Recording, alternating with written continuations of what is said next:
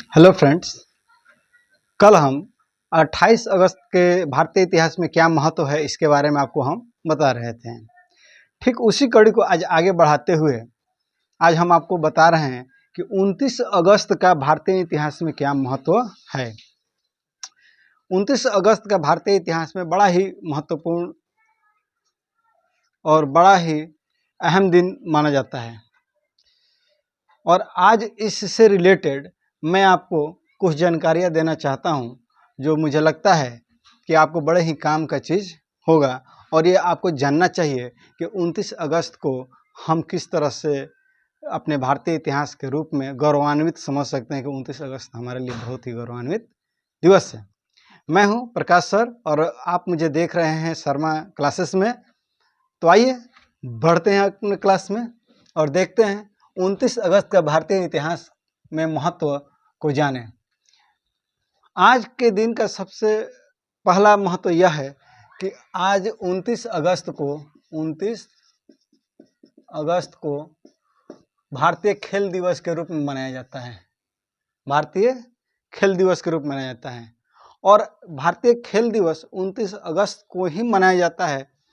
ये जानने के लिए मेरे वीडियो में बने रहिए क्योंकि मैं बताऊंगा कि 29 अगस्त को ही क्यों खेल दिवस मनाया जाता है और किसके उपलक्ष्य में मनाया जाता है 29 अगस्त के दिन। तो पहला टॉपिक मेरा भारतीय खेल दिवस 29 अगस्त को मनाया जाता है, क्यों मनाया जाता है और किसके तिथि पर मनाया जाता है आगे आप जानिएगा। तो फिर दूसरा तेलुगु भाषा दिवस के रूप में भी इसको मनाया जाता है। तेलुगु भाषा साउथ का एक भाषा है तेलुगु, जो आज के ही दिन पे उसका भाषा दिवस मनाया जाता है। ठीक है। और बड़ा ही रोचक आज का एक और दिवस है अंतर्राष्ट्रीय परमाणु परीक्षण के खिलाफ अंतर्राष्ट्रीय दिवस। ये दोनों तो आपका भारतीय खेल दिवस और तेलुगु दिवस यह राष्ट्रीय दिवस है। क्या है? यह राष्ट्रीय दिवस है, जबकि परमाणु परीक्षण के खिलाफ जो दिवस मनाया जाता है वह विश्वव्यापी है। यह विश्वव्यापी है, इसलिए इसको अंतर्राष्ट्रीय दिवस मनाया जाता है। इसको बताने से पहले हमने कहा कि बड़ा ही मज़ेदार दिवस है अंतर्राष्ट्रीय परमाणु परीक्षण के खिलाफ दिवस। सारा देश इसके खिलाफ आज के दिन यह शपथ लेता है कि हम लोग ग्लोबल वार्मिंग से बचने के लिए, ब्रह्मांड को बचाने के लिए, इस अर्थ को बचाने के लिए ना, इस वायुमंडल को बचाने के लिए जो हम लोग धड़ल्ले से एक होड़ लगा हुआ है परमाणु परीक्षण करने के लिए, उसके खिलाफ आज का दिन हम लोग अंतर्राष्ट्रीय परमाणु परीक्षण के खिलाफ यानी कि एंटी परमाणु दिवस के रूप में मना रहे हैं। कितना मज़ेदार बात है। और वही देश जो लोग इसमें शामिल होते हैं वही लोग धड़ल्ले से परमाणु बम का विस्फोट कर रहे हैं, परीक्षण कर रहे हैं। ये बड़ा ही विरोधाभासी आज का दिन है। यदि हम इस दिवस को आज मनाते हैं तो यह संकल्प भी लेना चाहिए कि इस दिवस को मनाने वाले जितने भी देश हैं, जितने भी कंट्री हैं, वह पहले ये काम करें कि वो परमाणु परीक्षण बंद करें, तब जाके हम कहते हैं कि हम चोरी नहीं करेंगे ना। हम सबको ज्ञान देते फिरते हैं कि हम चोरी नहीं करेंगे, हम डाका नहीं डालेंगे और पीछे जाकर हम ही चोरी करते हैं, हम ही डाका डालते हैं। तो ये इसका मतलब क्या है? कुछ नहीं, व्यर्थ है। तो या तो इसको मनाइए मन से या तो इस दिवस को ही रिजेक्ट कर दीजिए। ठीक है। तो ये रहा अंतर्राष्ट्रीय परमाणु परीक्षण के खिलाफ। अब आते हैं आज के दिन कुछ हमारे महापुरुष भी जन्म लिए थे, जिसमें एक नंबर में स्थान आता है जीवराज नारायण मेहता। इनका जन्म 29 अगस्त 1887 को हुआ था। इनका जन्म 29 अगस्त 1887 को हुआ था और 7 नवंबर 1978 को इनका देहांत हुआ था। ये कौन थे पहले जानिए। ये बड़ौदा रियासत के एकलौते दामाद थे। ठीक है। और स्वतंत्रता सेनानी भी थे। स्वतंत्रता सेनानी थे, भारतीय स्वतंत्रता सेनानी भी थे जो आज़ादी में अहम भूमिका निभाया था। एक अच्छे राजनीतिज्ञ थे, राजनेता भी थे। अब जब भारत स्वतंत्र हुआ तो हमारे यहाँ अनेक रियासतें हुआ करती थी, आपको पता होगा, अनेकों रियासतें हुआ करती थी। और सरदार वल्लभ भाई पटेल के अहम प्रयास से और कठोर परिश्रम के बाद उन रियासतों को राज्य में कन्वर्ट किया गया और राज्य को अपने देश में मिला के एक राष्ट्र यानी भारत राष्ट्र बनाया गया। तो उस समय बड़ौदा रियासत हुआ करता था।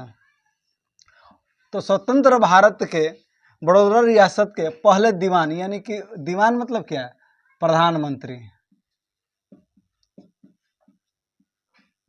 दीवान मतलब प्रधानमंत्री, पहले प्रधानमंत्री यानी पहले दीवान वहाँ के बने। उसके बाद जब बॉम्बे, यह रियासत बॉम्बे राज्य में पहले हुआ करता था। बाद में बॉम्बे से जब यह रियासत अलग होकर गुजरात राज्य बना, गुजरात राज्य का निर्माण हुआ, तो गुजरात के यह प्रथम मुख्यमंत्री भी बने। ठीक है ना, प्रथम मुख्यमंत्री भी बने। तो इस तरह से जीवन राज नारायण मेहता का यह संक्षिप्त जानकारी है। नेक्स्ट आते हैं रामकृष्ण हेगड़े। दूसरे हमारे महापुरुष कौन है, रामकृष्ण हेगड़े। इनका भी जन्म 29 अगस्त 1926 को हुआ था। इनका भी जन्म 19 अगस्त 1926 को हुआ था। और यह भी भारतीय राजनीति में एक अच्छे राजनेता और प्रभावशाली नेता साउथ में माने जाते थे। ठीक है ना। यह अपने कार्यकाल, जीवन काल में 3 बार कर्नाटक के मुख्यमंत्री रहे। 3 बार कर्नाटक के मुख्यमंत्री रहे और केंद्र में 1 बार वाणिज्य मंत्री रहे और 1 बार उद्योग मंत्री का भी अहम पद संभाला था। ठीक है ना। तो रामकृष्ण हेगड़े को इस रूप में हम लोग जानते हैं। और आपको हमने बोला था कि शुरुआत में ही कि भारतीय खेल दिवस 29 अगस्त को ही क्यों मनाया जाता है। तो सबसे पहले सभी खेल प्रेमियों को खेल दिवस की हार्दिक शुभकामनाएं। और यदि आपको मेरा यह सूचना और इन्फॉर्मेशन अच्छा लग रहा है तो मेरे चैनल को प्लीज़ सब्सक्राइब कर दीजिए, लाइक कीजिए और शेयर कीजिए ताकि ज़्यादा से ज़्यादा लोगों तक यह जानकारी पहुंच पाए। अब आते हैं, हमने क्या बताया था कि आज के दिन भारतीय खेल दिवस क्यों मनाया जाता है। तो आज के दिन भारतीय खेल दिवस मनाया जाता है मेजर ध्यानचंद्र के जन्म दिवस के उपलक्ष्य में यह आज का खेल दिवस मनाया जाता है। मेजर ध्यानचंद कौन थे? तो मेजर ध्यानचंद्र हॉकी के एक जादूगर थे, हॉकी के खिलाड़ी थे जिनको विश्व में हॉकी का जादूगर भी कहा जाता था। जब यह हॉकी स्टिक लेकर मैदान में उतर जाते थे तो मानो हॉकी का जो बॉल है वह उनके स्टिक से चिपक जाता था। ऐसा लोग मानते थे कि उनके हॉकी में कोई मैग्नेटिक पावर था। जब वह एक बार बॉल को ले लेते थे तो फिर किसी भी प्लेयर में इतना क्षमता नहीं था कि वह उनके स्टिक से वह बॉल को ले पाए। अपने जीवन काल में उन्होंने 400 से ज़्यादा गोल किए और लगातार 40 मैच जिताने वाले यह पहले भारतीय खिलाड़ी थे। और अपने जीवन काल में मेजर ध्यानचंद्र ने 3 बार ओलंपिक स्वर्ण पदक भी जीते हैं। क्या वह युग था, स्वर्णिम युग था। आज के ओलंपिक में हमारे जो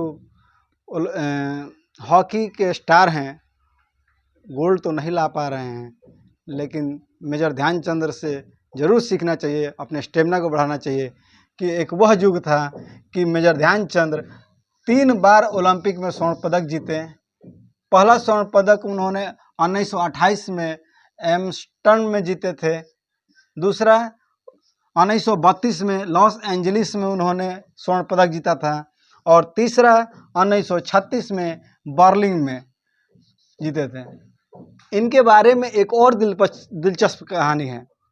इनको हिटलर और ब्रैडमैन बड़े इनके कायल थे। और जब बर्लिन में यह मैच खेल रहे थे मेजर ध्यानचंद, और संयोग देखिए कि जर्मनी और इंडिया दोनों फाइनल में पहुंचे थे। हिटलर अपने देश के खिलाड़ियों को प्रोत्साहित करने के लिए वह खुद मैदान में पहुंचा और उस मैच को वह देख रहा था।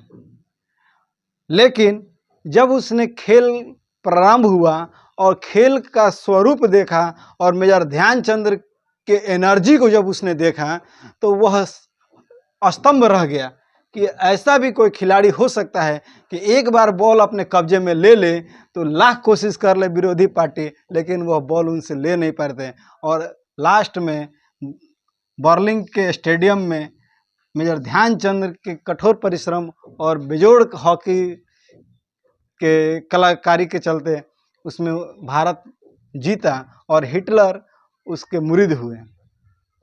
एक और कहानी कहा जाता है, चलिए कहानी तो हम बाद में बताएंगे।